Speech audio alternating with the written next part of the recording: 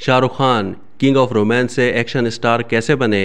3 दहाइयों से बॉलीवुड पर राज करने वाले सुपरस्टार शाहरुख खान ने बतौर विलन इंडस्ट्री में शोहरत पाई और फिर अचानक बेमिसाल रोमांटिक हीरो की हैसियत में मद्दाहों के दिलों पर छा गए।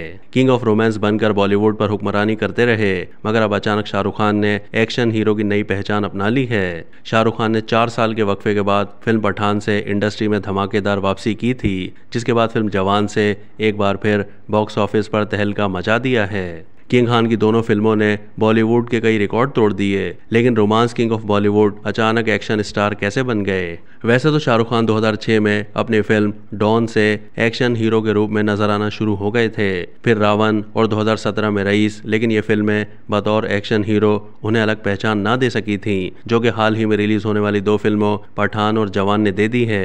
फिल्म नकाद अनुपमा चोपड़ा का ख्याल है कि ये शाहरुख खान के कैरियर का एक नया दौर है। इससे पहले स्क्रीन पर हम जिस शाहरुख खान की शख्सियत को देखते आए थे, आज नजर आने वाला शाहरुख खान उससे बिल्कुल मुख्तलिफ है। अनुपमा चोपड़ा का कहना था कि शाहरुख खान ने अपने फिल्मी कैरियर के आगाज में एंटी हीरो किरदारों से पहचान बनाई। 1993 की फिल्म डर में एक पीछा करने वाला आशिक हो या बाजीगर का जुनूनी आशिक या फिर अंजाम का एंटागोनिस्ट, शाहरुख खान ने हर किरदार खूब निभाया।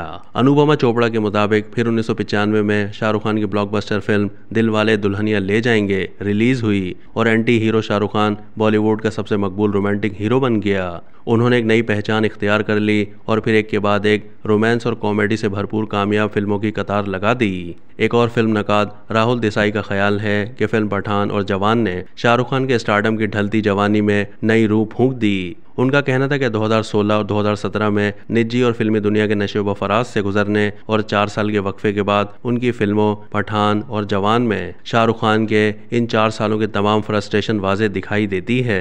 राहुल देसाई का कहना था कि दोनों फिल्में मुख्तलिफ हैं, लेकिन दोनों का पैगाम एक ही है कि मुख्तलिफ मज़ाहिब, मुख्तलिफ इलाकाई शनाख्तें रखने वाले लोग मिलकर मुल्क की खिदमत कर रहे हैं, लेकिन नासा से अलहदगी इख्तियार करके वतन की खिदमत करने के लिए वापस आने वाली हुब्बुल वतनी पर मबनी फिल्म स्वदेश के मुकाबले में पठान और जवान में बिल्कुल अलग किस्म की हुब्बुल वतनी को मौजू बनाया गया है। अनुपमा चोपड़ा का कहना था कि ये तब्दीली ऐसे ही नहीं है, बल्कि गुज़िश्ता 4 सालों के दौरान जो कुछ मुल्क के अंदर होता रहा है या जिन हालात से शाहरुख खान और उनके अहले खाना को गुजरना पड़ा है, उसने उनकी सियासी टोन की समझ बूझ में मजीद गहराई पैदा कर दी है। उनका कहना था कि ये खुशाइंद बात है कि जब आपकी बात असर रखती हो तब आप ऐसा कुछ कर भी रहे हो जिसका मुस्बत तासुर जा रहा हो।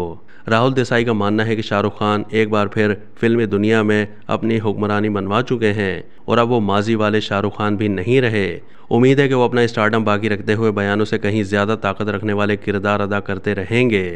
अब तक के लिए इतना ही। मज़ीद मालूमात के लिए डेली जंग के यूट्यूब चैनल को सब्सक्राइब कीजिए।